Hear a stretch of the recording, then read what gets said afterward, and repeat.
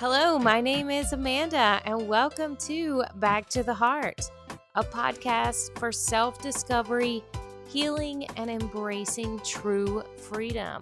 And I invite you to join me as we embark on a transformative journey back to your heart, where we get to choose love over fear. Welcome back to the Heart. In today's episode, I am joined by mentor and life coach Ben Joy Walker for a powerful conversation that bridges procrastination, embodiment, and stepping into the version of you that already knows what to do. Ben shares his evolution from musical theater to fitness to full-time coaching, and how getting unstuck wasn't about trying harder, but showing up differently. We explore how practice helped both of us and can help you shift procrastination into embodied action.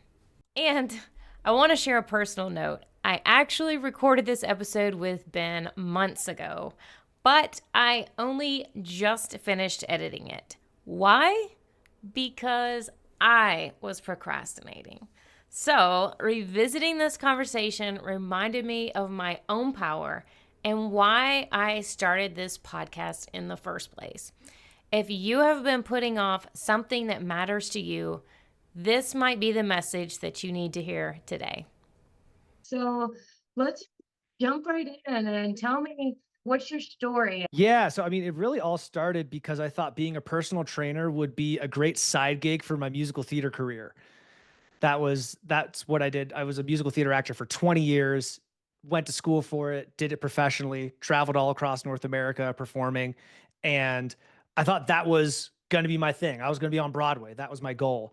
And got really into fitness because I realized, if I'm going to play Gaston someday, I got to look the part. So that's essentially why I started lifting, and it worked. I played Gaston. It was great. And through that, I got really deep into fitness, and in hindsight, it's cool to see how that was the jumping off point for all of the other personal development that I've done. Like, so many coaches that I know today started off in fitness. And what's cool about that is you learn, oh, I can do this, and I can completely change a part of me by consistently showing up this way. What else can I change about me? And there's often, personal development lessons that come along with that. And that's what happened with me is I started really getting pulled in the fitness direction. I wasn't as excited about musical theater. I also was really fed up with New York City. I wanted to get the hell out of there. And through the coaching that I received in building my business, there was a lot of personal development. I didn't realize how much personal development was involved in the entrepreneurial journey. It's like a crucible of your own self-awareness. And I started using those tools with my clients, and they stopped bringing their fitness equipment to our calls because they realized we're talking about more important stuff here. And that's when I saw that I could make a much bigger impact on the world with this style of coaching, with more life coaching than I could just teaching people how to work out. So that's what started me on the journey. And along with that, I had a severe case of wanderlust. My first big gig out of school was I did the national tour of Beauty and the Beast for 2 years. So toured all over North America, US and Canada, saw all these beautiful, amazing places. And then I stuck myself in New York City for 3 years, and I wanted to tear my hair out. I was so miserable knowing that I wanted to get out there and go to all these places, but I was stuck in this nasty, smelly, inconvenient city. So that's when it really started to shift into coaching. Was I realized by helping people, I could then facilitate my dream lifestyle where I could travel around, like do coaching calls from mountaintops and wake up in gorgeous places that I was excited to wake up to every day. And that's exactly what happened. I went full time on my coaching business and started where I worked completely remote and taking on, both like mentoring clients of my own. And I was also ended up coaching for the coaching company that the program that I had been through. And that really kickstarted the nomadic journey. I moved into my car. I started traveling around. You'd be amazed the places you can get cell phone service, and would like unzip my tent to an unobstructed view of Zion National Park, and then do a bunch of coaching calls, finish for the day, and go run trails in the desert. And that was everything that I wanted. It was incredible. And on that journey, my coaching evolved along with it. It started, more general, like I'll help you be better at life, you know? And then for a period of time, all of my clients were divorced moms in their 50s and 60s. Interesting. You're Go like, who is my typical client? Wouldn't think go it, go but let's figure. go. I was like a single 27-year-old. What do I know? But what I learned is I'm a safe male presence who actually listens. And for most of them, this is their first experience with that. All right. And that helped them a lot. And it's evolved now, through my own journey of procrastination, where I've found that is something that I have a lot now. I've learned a lot of experience with. I never thought of myself as a procrastinator until I started working with procrastinators, and then I realized all of the times in my life where I had done it and shot myself in the foot by putting things off, or like saying, "Oh, I need to help someone else with their vision. I'm supporting this company. I'm not going to do my own thing yet." And when I was really just putting it off because I didn't have the perfect plan, and I honestly didn't believe in myself that I could do it by myself. And that is how I then found procrastination as like the problem that I am ideally suited to solve, because I'm really good at getting people to push their edges and helping them turn the ambiguous, like, I just want to do something with my life. And I get to help them turn that into something really specific that we can then create a clear action plan towards. And those are, it's just such rewarding work, because I get to help people do the exact same that I did, create a life that they're excited to wake up to every day. And that's why I love doing what I do, because it's so much fun, and I get to help more people have fun with their lives. Yeah, and it's like so many people, I think, get stuck in this thought process that there's only one way, and that way is getting up, spending this miserable time in traffic, getting to the office, doing something in a cubicle or whatever that job may be, and then just this drive home and not having that autonomy and that freedom to get outside and to do other things and realize that there are other ways to actually do this. Like there's ways to not only survive, but to thrive in this world without following some sort of rigid format and some sort of rules that you have to have this sedentary, non-fulfilling lifestyle. So that's so cool that you were able to realize, okay, well, this isn't for me. And what is it that's making me not take that next step to do this for myself? Yeah, and that's why you get so many people who, like, they go to college, they get to the degree, they get a Mhm. job, married, family, house, and they go, "I did everything I was supposed to do. Why aren't I I checked all happy?" the boxes. Yeah, yeah, I did the inputs. This is the American dream. Yeah. Why is Now there still what? this nagging emptiness in my soul? And Yeah. it's because they did what someone else told them they should do. And they never took the moment to listen to themselves, like the title of your podcast, Back to the Yeah. Heart. They don't have that connection. So many people are missing that connection because they've been told, or really just indoctrinated into this idea of what you're supposed to do. And that's why, like, post COVID is like the time of the great resignation, when so many people are realizing, "Oh, wait, this office job sucks. I don't want to do this anymore." Yeah. And they're finally waking up to, like, they are the artist of their, and the world is their canvas, and they can make whatever they want out of it. But a lot of people are scared to take that leap, and that's where I come in. That's great. Well, yeah, I can definitely look back in my past and feel like there have been some times where I was procrastinating because of those same fears. And what's the biggest thing you see that comes up with your clients now? Fear of failure is the biggest one. And not and along with that, it's fear of failure. And if you fail, you're going to let everyone down. There are people counting on you. Because especially like the people that I work with, they're business owners, they're entrepreneurs, like they have a lot of success on paper, but people don't see them cramming everything the night before, stressing themselves out right before the deadline. And the reason it's so scary is because people depend on them and they've created this identity as the dependable one. No one has to worry about them. They can always get it done. Like, oh yeah, trust him. Like he's got it. And that creates a lot of pressure to meet that expectation. And then heaven forbid you don't meet that expectation. And then what's going to happen? The worst case scenario is you're going to let everyone down. No one's going to trust you anymore. They're all going to leave you, laugh at you, and you'll die homeless and alone. That's the worst case Worst case scenario scenario, that like, people catastrophize about. It's the yes. boogeyman in the closet that no one wants to shine a light on. So, really, everything stems from there. And I'd even say, because a lot of people talk about fear of success, and I don't fully buy that because when you pull the thread, it's the fear of success. It's what if I get the success and I can't keep up with it?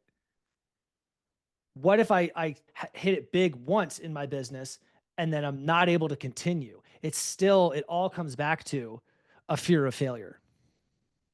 Yeah, and it's like, really, is there a failure, right? It's like every opportunity is an opportunity for us to learn something and to grow and to continue to expand. So I don't think there's any entrepreneur out there, anybody who is living the life of their dreams and successful out there in whatever category that they want to define their own term of success, that hasn't quote unquote failed in some sort of Mhm. capacity. But in reality, it's just learning and expansion for what's next. Yeah. Well, here's the thing. You're doing the Enlifted certification. Do you know the definition, the etymology of the word failure? Oh, we haven't got to that. Please do Well, share. to trip, Latin, That. to trip. So that's what a failure is. Because I cringe a little bit when people say things like, "Oh, there's no such thing as failure, only lessons." Because to me, that's a spiritual bypass of the failures. Okay. Like I like that. failure's real. If you set a goal and you don't achieve it, you failed. However, we got to put failure in perspective, put it in its place for what it really is. It's not this existential awful thing where now you're a terrible loser of a person. You tripped. That's so true. It's the Ouch, power that of the hurt. words. Yeah, because that like there's no like if people don't really know what failure is, it's the same way as like someone who says, I just don't think I've done enough. And this happens all the time. Is like, oh, what I don't think I did enough. Well, how much is enough? Uh, well, it's like, see, you don't even know what enough is. It's So how could you immeasurable. how Right. could you ever possibly do enough if you haven't defined what enough is? That's the thing Yeah. is if you haven't defined it, you will never do enough because there is no enough to do. So you got to get really specific about, everything when it comes to procrastination, when it comes to pursuing your dreams, because you need to be able to put these things in perspective. That failure is, yeah, it might hurt, it might be a little embarrassing, but at the end of the day, you tripped. Dust yourself off, get back up, keep walking. Imagine if Yeah. when you were learning to walk, if you tripped the first time, it's like, guess this walking thing isn't for me. Where would we be as a race if that's what we did? Failure works exactly the same way. I love that. And there is so much power in the way that we perceive the words. And that is incredibly powerful. I've thought about that just with the word work too. People like, oh, something in our minds like associates the word work with struggle, frustration, overwhelm. I hate this. It's an obligation. But there's a lot of people that their quote unquote work is your passion and you're excited about it. You may work 3 hours or you might work 60 hours. But if it's something that you're passionate and excited about, then is it really this determined work of frustration? So it is all about just how we define and reframe that story.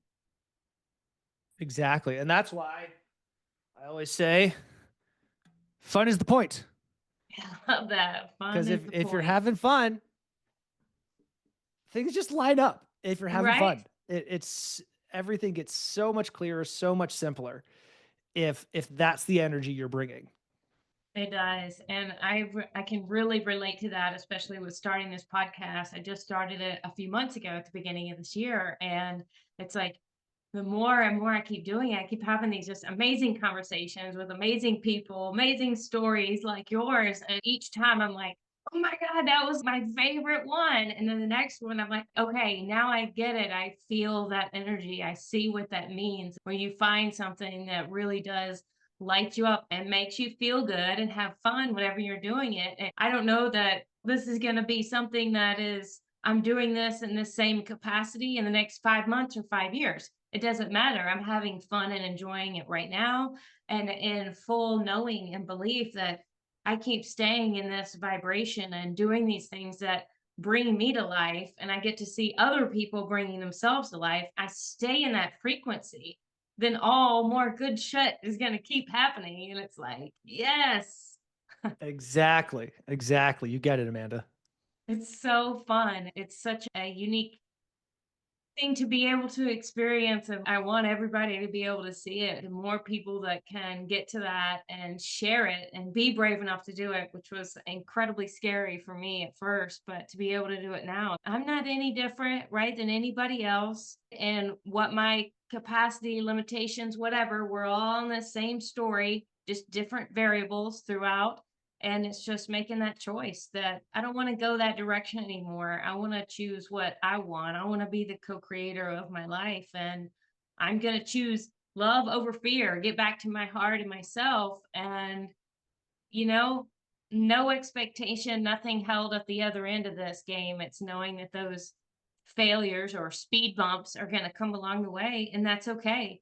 It's a perfect opportunity to change, and especially as an entrepreneur, it's like there are always going to be things that change. And even just as a human, I mean, we make decisions based on the information that we have and the situation of exactly where we are in that moment. And it's not a failure to, or a problem or anything. It doesn't mean anything about you if you change your mind. Spot on. I mean, I get so excited talking about all this stuff. What was the biggest story that you think that you had to let go of in your transformation? This is a great one.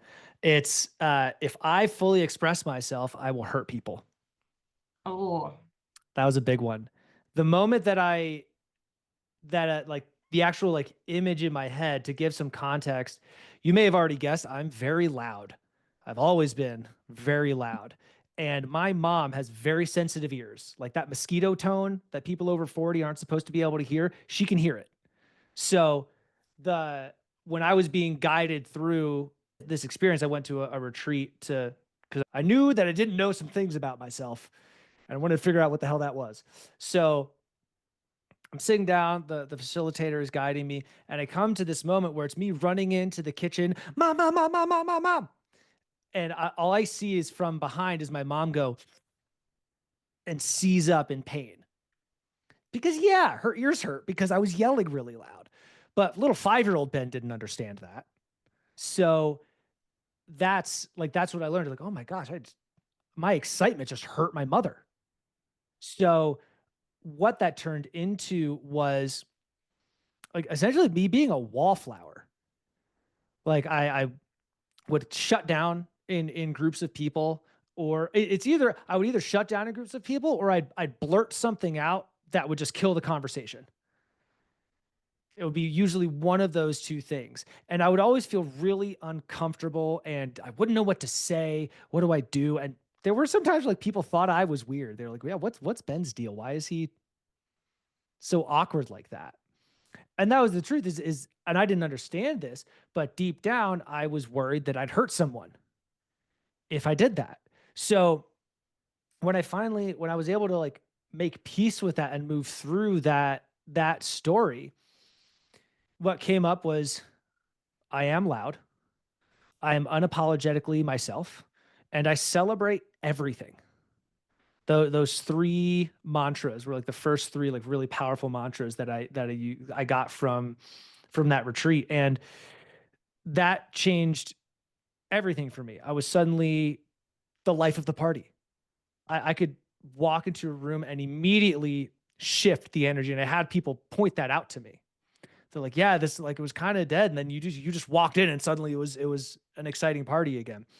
And it was because I'd walk in and I started playing this game because I'm a big fan of the curiosity game, which I'm sure you know from Enlifted. I have done thousands upon thousands of reps of the curiosity game, both in coaching sessions and just in life in general.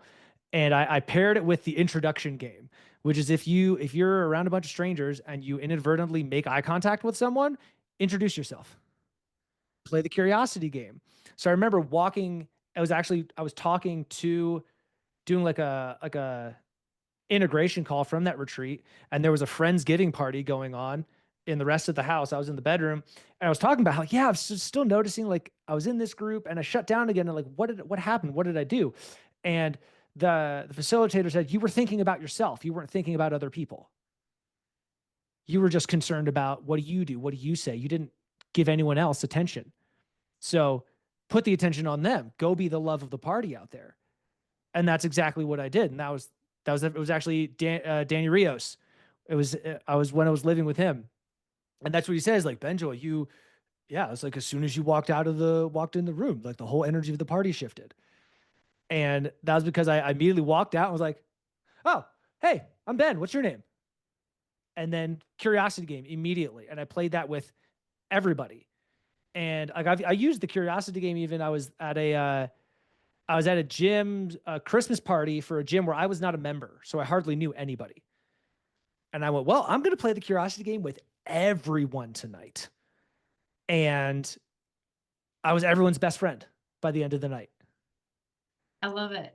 Well, share with the listeners what is the curiosity game, because I haven't talked about it on the podcast, but share Oh, it. yes. Oh my gosh. So much fun. So the curiosity game is you set the intention to be curious, and then you only allow yourself to ask questions of someone. And that's without any mm-hms or, oh, wow, like no interjections at all. The only sound that comes out of your mouth is a question.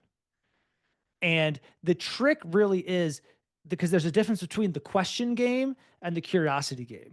Because the question game is, what's your favorite color? What's your favorite, movie? Where's your favorite vacation?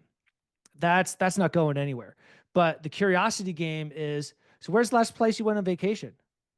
Oh, why'd you pick that place? Oh, well, what was a really fun memory from there? Oh, have you ever done something like that before? And I when I play it,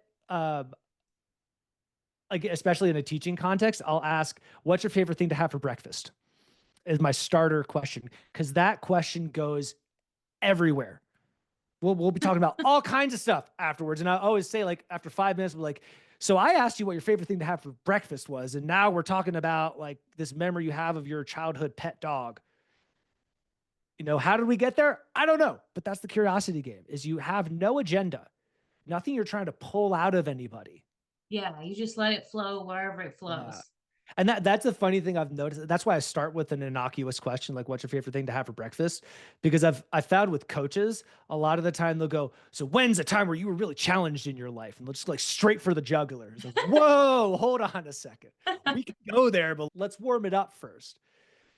Because that's the idea, is as soon as you have an agenda, then you're ruining the game. The whole idea is to just let yourself sit back and let the curiosity be your guide. Don't think about the question you're going to ask. Just listen to what the other person is saying, because that's really the goal of the game, is to listen as intently as possible to what someone else is saying so that you actually understand and hear them. And when Yeah. you do that, the questions just drop in. Like most of the time, I don't know what question I'm going to ask until it's halfway out of my mouth. And that's how you play the curiosity game. Great way to talk to strangers. Great way to make new friends. And if you're a coach, like I'm essentially playing the curiosity game all day long with my clients. That's my like number one principle of my coaching is curiosity. There have been calls where I play it for a full hour, and all I do the whole hour is ask questions. And that's enough. That's the cool thing is like cuz I tell my clients like you have the answers. I'm a professional question asker. That's what I'm here to do. I'm here to ask you the right question so that you can say the answer and go, "Oh, wow, I never thought about it like that." It's like, "Cool, me neither, but I was curious." And that's where we ended up. And that's again where like fun is the point comes in because it's so fun to play. Cause like the little wrinkle that I love to do is like, what's the question I can ask that gets someone talking about something they're so excited about that they just go off for like 5-10 minutes about this thing. And I get to sit there and listen to them talk about the thing that they are the most excited about. And that is so fun. Yeah, that is so true.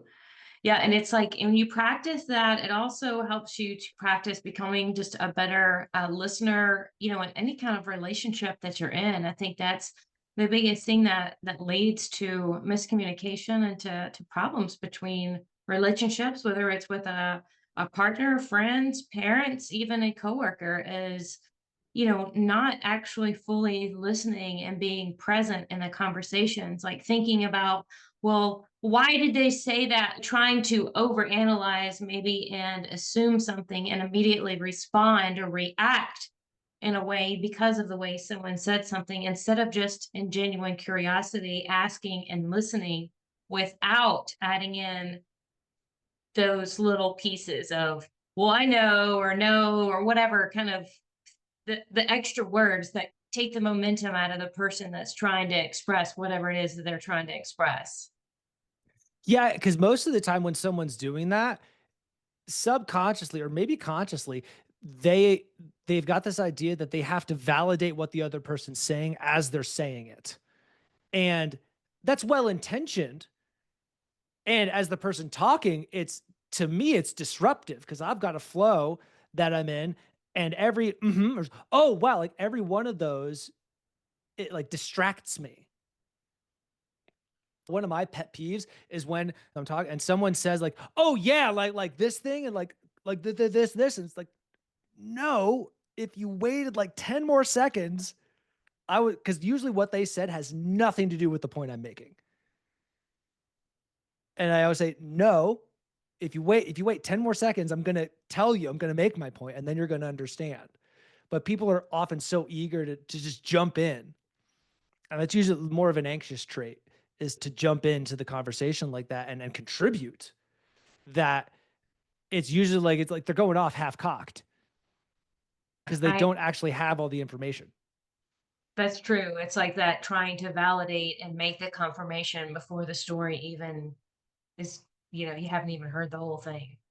That's so true. Now I'm like so super self-conscious of whenever I interrupt whenever you're talking. You haven't done it. I'm like, You oh haven't done shit. it. You're doing great. No worries, Amanda. But it It'll is if you something. do, it'll be a great teachable moment, and we'll have that live. It'll be Exactly. awesome. Until now, I've spent my career in sales. So I've been asking people questions and doing this whole thing my whole life. It's really cool to be able to transition that now and helping other people help themselves and asking the questions from a whole different perspective. So that's really awesome. Yeah, like it changes when you play it enough, it will change how you view the world. Simply being curious, because that it puts you in the mindset of possibility. So you don't just accept things as they are anymore. Everything is, oh, well really? Well, what if we look at it this way? What if we tried this? Or is that true? Like every single time, 100% of the time, is this thing true? If you can have just that little bit of curiosity, it opens up a whole world of possibility. And all it takes is a couple questions. So here's my curiosity question. Hit me. What was your favorite line when playing Gaston? Yeah, it was so You have to act it out. You can't just tell oh, me. I got you. I got you. So there's a bit where what does Belle say? I forget what Gaston says first, but Belle says, "Oh, Gaston, you are positively primeval." And Gaston goes, "Why? Thank you, Belle. What do you say you and me take a walk over to the tavern and admire my trophies? I love it. Because the subtext we were given for that line is Gaston doesn't know what primeval means, but he thinks it means you have a huge penis. That's his what his assumption of that what that word is. And it's like, no one, none of the audience knew, but that So line fun. always got a really good laugh. Yeah. Oh, that's beautiful. That's so fun. Well, what are your favorite places that you've ever traveled to? Ooh, love this question. It's southern Utah, right Okay. outside of Zion National Park. There's a place called Wire Mesa where it's got some of the best. I don't mountain bike, but it has some of the best mountain biking trails in the country.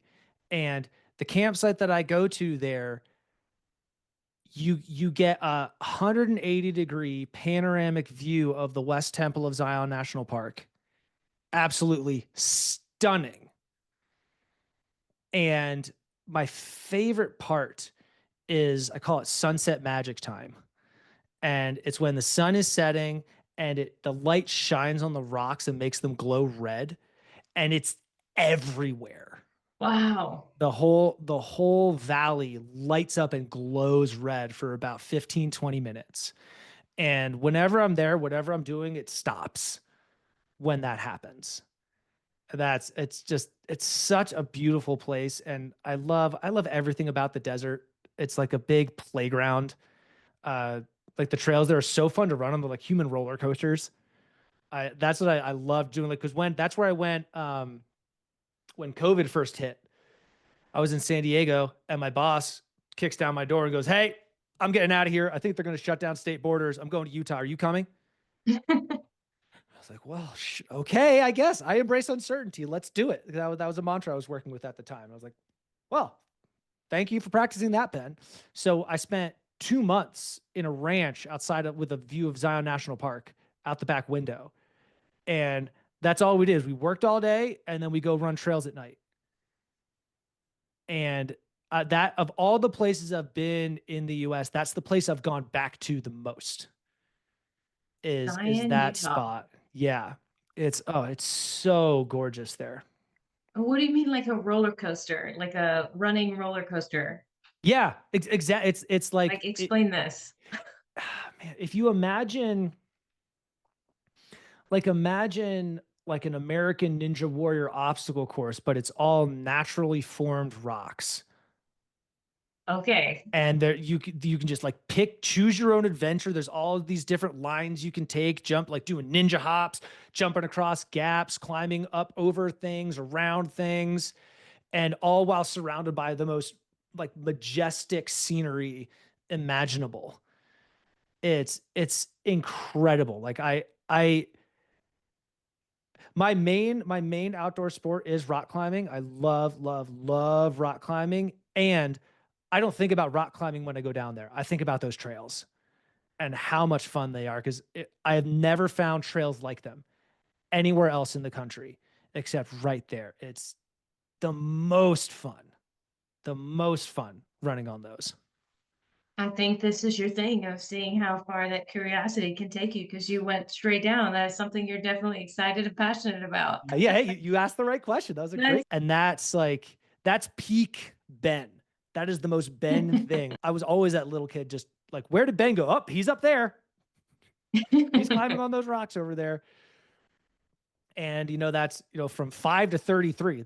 I haven't changed a bit about that. I still love doing that stuff. And I think that's the biggest thing that is part of this healing journey and getting back to the heart and getting back to yourself is finding those things that just bring you pure joy. You're not doing it with a specific outcome that you have to receive. You're not doing those things to survive or to make money or to prove anything or to show anybody anything. It's just for the fun of it, right? And that's the thing is I think so many times people get into this daily grind of work and forget about just having fun and doing things that just bring them joy and get them lit up like you talking about going on this run and seeing all these different things. when you start doing more of those things, like your cup said, is the point is to have fun. When you start doing more of that, you stay on this different frequency that allows you to have the capacity to do all the things that you really do want to do. Yeah, because so often fun is seen as this frivolous thing you get to do after the important stuff is done. Right. And Not a priority. right, and that's if any y'all revenge sleep procrastinators out there, that's why you're procrastinating your sleep, is because you didn't have enough fun during the day. So now you're trying to get that fun. And that's why so like people are they drink, they scroll social media that like I call those bottom shelf fun. Cause like sure maybe it's kind of fun, but it's not. That was so much fun. Cause that's the really juicy stuff. And really fun is essential for human happiness and development. There's a survey done of death row inmates where they found that the majority of death row inmates were not played with when they were kids.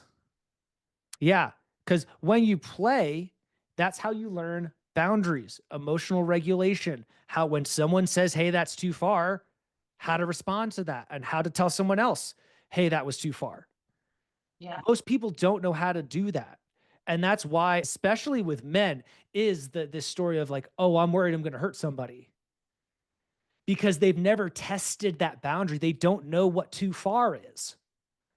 And you learn that through play and being able to make mistakes. And maybe you do like you're wrestling with your friend and you take it too far and one of you gets hurt and hopefully, it's just a little bruise, but you learn, oh, okay, that was too far.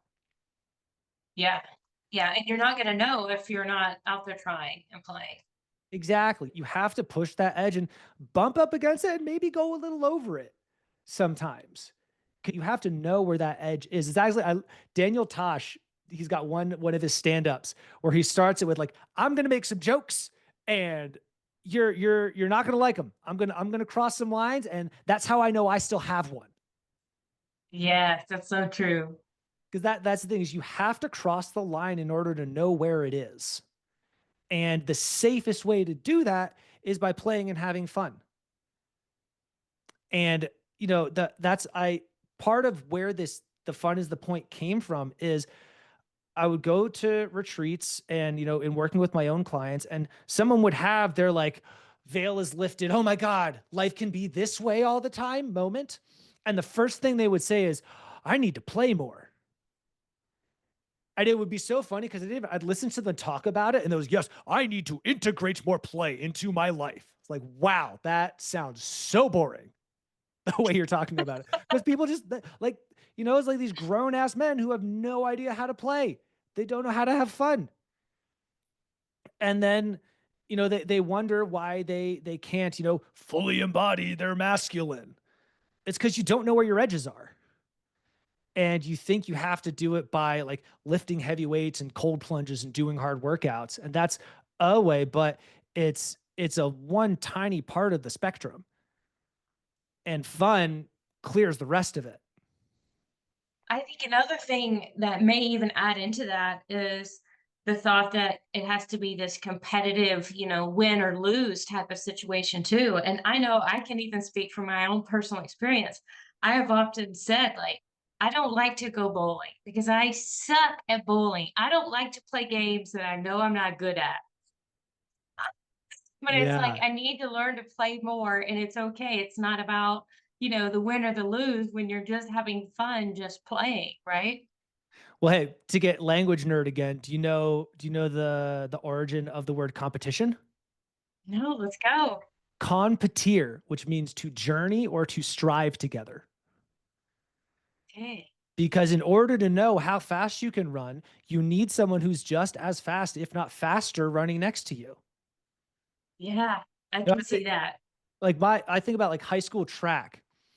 In practice, I ran the 400. In practice, I could run, I think I ran like a 57 second 400 in practice. My PR to meet was 54 seconds. I never even came close to 54 seconds in practice because I was the fastest 400 on the team. There was no one pushing me to go faster. But when I was against the fastest kid from the other team, that pushed me to go faster. And all of my meet times were consistently faster than my practice times every single time, because you need that competition where we're seeing how far we can push each other. And like that, like that's where it like gets away from the win or lose, and it's like, help me be the best version of myself. Help me push myself past this perceived edge that I have. And I need Yeah. your help to do it. So let's race. That's so fun. And, I think that that bleeds over into literally everything. And that's part of what's a huge part of my healing journey is the community that I've been a part of and seeing people that are running faster than me, so to speak, right? In their journey and in their entrepreneurship, in their coaching business, in their whatever it is that they're doing, that I'm continuously raising my vibration, expanding myself by putting myself in a place where I'm with people that I'm like competing with in a fun way. We are part of a team because we do all want to win. We all want the same thing. It's not about you doing something that I'm not getting to do. We all are in a space of abundance that we all get to play this game at the same time. Yeah. And I mean, that's what I find with rock climbing all the time, is when I've got a climbing partner who's as good or better than me, I climb harder. Just the other day, one of the hardest climbs I've ever been on. I'm this close to getting it clean now, but it's because I had someone with me who was at the level where he could get that climb without falling. And he was able to Mhm. point out, like, oh yeah, like look at this hold, like put your body this way. And that inspired me to climb harder. Whereas often I'm the strongest climber. And then it's like, oh, it's just me pushing myself to climb this hard climb that probably no one else I'm with is going to climb because no one else can climb it. So I'm always seeking out, like, I would much rather my climbing partner be better than me, because that's going to push me to be better. And I've got big climbing goals, so I want to be good. That's awesome. All right, so next curiosity question. What was your favorite concert that you've been to? Favorite, oh, love this. Um, this is actually my first electronic music show. Lane 8. You ever heard of him? Oh, he is No, going to I'll write it church. down. Yeah, Lane 8 is like going to church. It's so good. Uh, Danny Rios, another Danny Rios experience. He's been my Sherpa through a lot of my journey. Um, I it was just coming out of that retreat. I was still like getting my sea legs, so to speak, putting the pieces back together. And I was still kind of shy, and he knew that. There were a lot of things I didn't know. He did it very intentionally to pull me through my journey. Oh man, I love that man so much. And he just says, yeah, we're gonna go see this artist. Just here's a link. Go buy this ticket.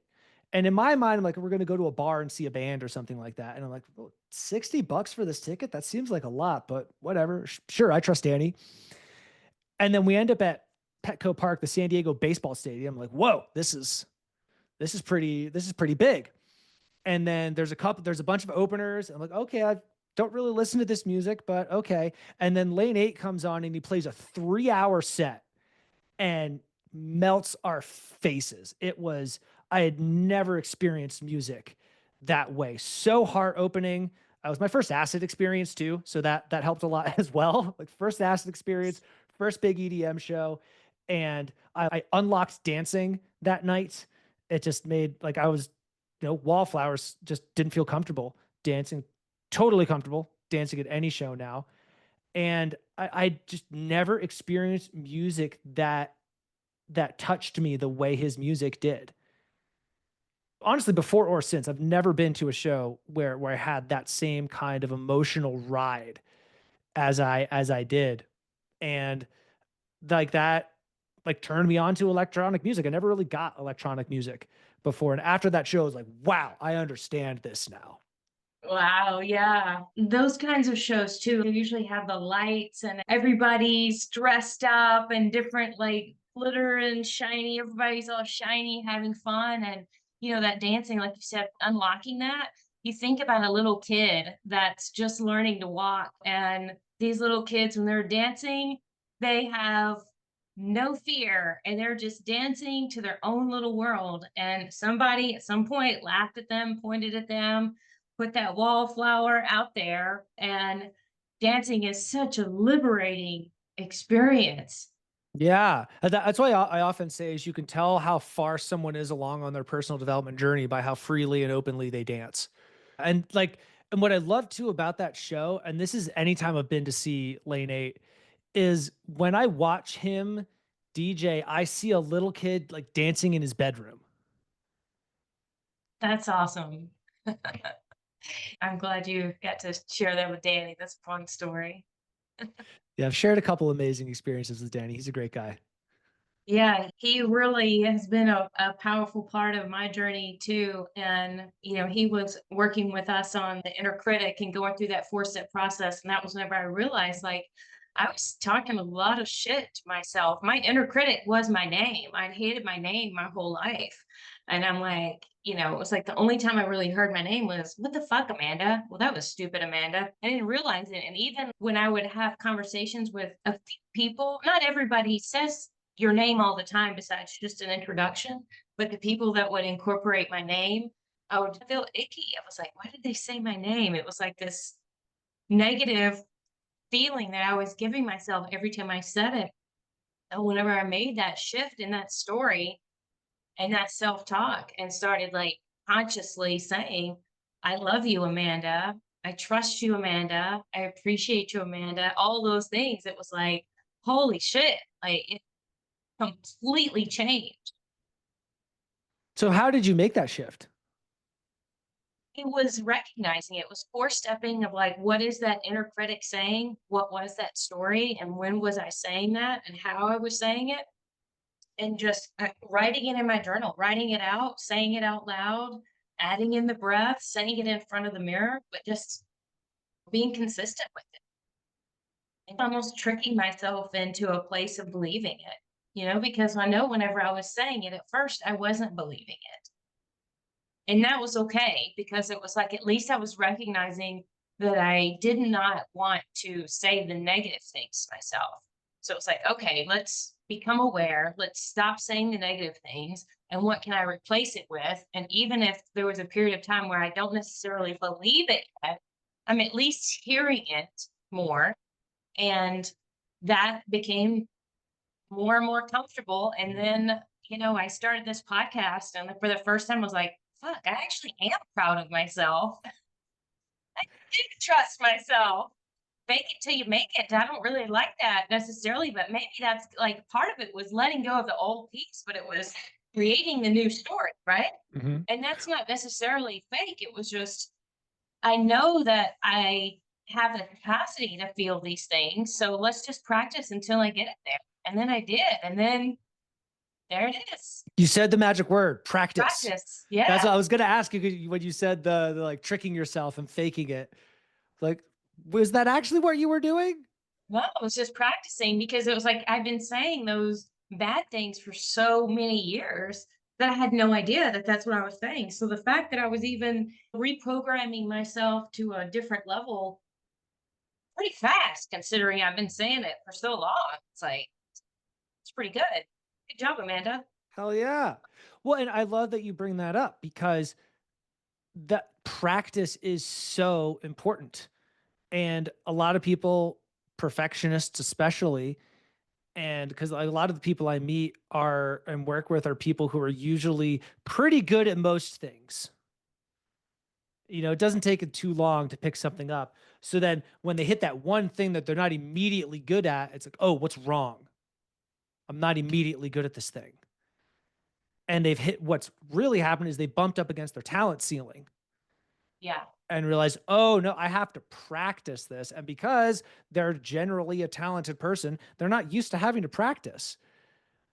The number of times I've heard the story of someone who's like, oh, yeah, I just skated by, in school. Like I didn't really have to work hard to get A's.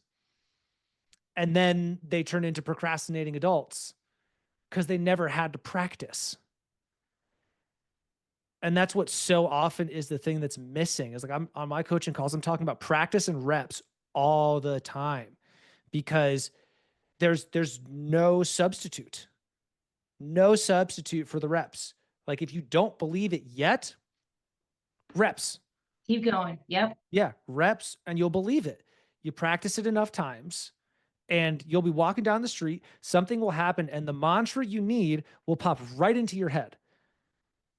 Like that's what happened when the story about like how I ended up in Utah. I've been saying, writing it down and saying it out loud, I embrace uncertainty as one of the like 40 mantras that I came out of that retreat with. And that's what happened is my boss goes, we're leaving in 4 hours. Are you coming? I embrace uncertainty was the first thing that popped into my head. And I was like, oh, well, yes, here we go. And it ended up being, 2 months in Utah, a month in Tahoe, and then 2 years traveling around in my car. And I loved it. And it all came from the practice of sitting down morning and night, writing my mantras down and saying them out loud, even when I didn't believe them. I still did it. Yeah. Eventually, it got to the point where every single one of them, all 40, were hell yeses every single time I said them. And I kept that streak. I had that streak, I think it was like 525 days. Not a single morning or night missed for 525 days. And that's like when you really devote yourself to a practice like that relentlessly, that's what happens. And it's just so simple as showing up and doing your reps every day. Yeah, it is. And if somebody says, hey, I want to learn how to play the guitar or I want to run a marathon, you're not just going to go and, sign up for a marathon and never having laced up your tennis shoes before, just like you're not going to pick up a guitar and just all of a sudden know how to play like Jimi Hendrix. Everything takes practice. And the cool thing is that even with something like this, there are people out there to support you. There are coaches. You could just listen to this podcast, right? You can listen to an audiobook. You can read a book. You can watch a billion YouTube videos out there, but having someone that's in your corner, coaching you along, guiding you, holding you accountable, pushing you a little bit beyond those limits. Michael Jordan didn't become Michael Jordan by not practicing and not having a coach. Yeah, So it's like in anything in life. And like with this, it's so important to have somebody that's on your side that can get it, but still pushes you. I actually had that conversation with a client recently because he was resistant to doing something because he said, yeah, I understand the concept. I want to move on. And I said, well, here's the deal, man. You can Google every single concept that I'm teaching and learn it for free. I didn't come up with any of these concepts that I coach you through. The value is in me coaching you through the experience of the concept. Cause, I understand the concept of throwing a 100-mile-an-hour fastball. I cannot throw a 100-mile-an-hour fastball though, because I haven't done the reps to learn how. There's no substitute. You have to experience it. You can't just read a book and then fix everything. And that is, like you were saying, where having a coach is so valuable because you need someone there who's got your back, who can guide you past the pitfalls so that you can make sure you're having good, clean reps every time. Yeah. And someone who's actually done the work and been through the exact same thing before themselves. The call that I had this morning actually with Ryan Sprague, and we were talking about that. It's like going to a doctor that's not healthy. You might know the information, but are you putting it into practice? Have you actually done that? Someone who's teaching at a university, teaching accounting, that's never actually done accounting. If you're teaching it, but like, have you lived it? Have you breathed it? Have you done this in a business? And this is amazing. You're putting into practice the tools that you've learned throughout your experience, which makes you a better coach. It's something you've actually done before. You were that procrastinator and you were like, you know what my problem is? This is what I can work on. This is what I can help myself and help other people. That's me too. That's why I wanted to do this. It's getting back to my heart and rebuilding that relationship with myself, which helps me be able to build that relationship with anybody else around me. So that's incredible. Yeah. Fall in love with practice. It'll change your life. Yeah, I love it. Well, this has been such an amazing conversation today, Ben. Is there anything else that you want to leave us with? Anybody that maybe is stuck with procrastinating and wants to figure out how to get unstuck, what would you leave us with today? Yeah. Well, first of all, if you wanna learn more about how I help people with procrastination, you can follow me at Ben Joy Walker on Instagram, and that's where I run all of my business through. So if you want to see what I'm up to, what do I actually teach, that's the best place to find me, Ben Joy Walker. And the little tidbit that I love to give at the end of a podcast is you can't be careful on a skateboard. Just let that marinate. You can't be careful on a skateboard. I love it. Thank you very much for joining us today. My pleasure, Amanda. This was a lot of fun. This conversation with Ben was such a powerful reminder for me that procrastination doesn't mean that you are not ready. It just means that you're human. And it reminded me that the message I want to share matters, even if it's not perfect, and even if I waited months to release it. So, if this episode helped you feel a shift or sparked something in you, you don't have to do this journey alone. I am currently offering one-on-one coaching, group sessions, and a free 30-minute intro call to help you clarify, get moving, and reconnect with your heart. You can reach out anytime at love me at gmail.com, or find more links in the show notes to find me on Instagram. Thank you for being here. Now, go take that next aligned step. You've got this.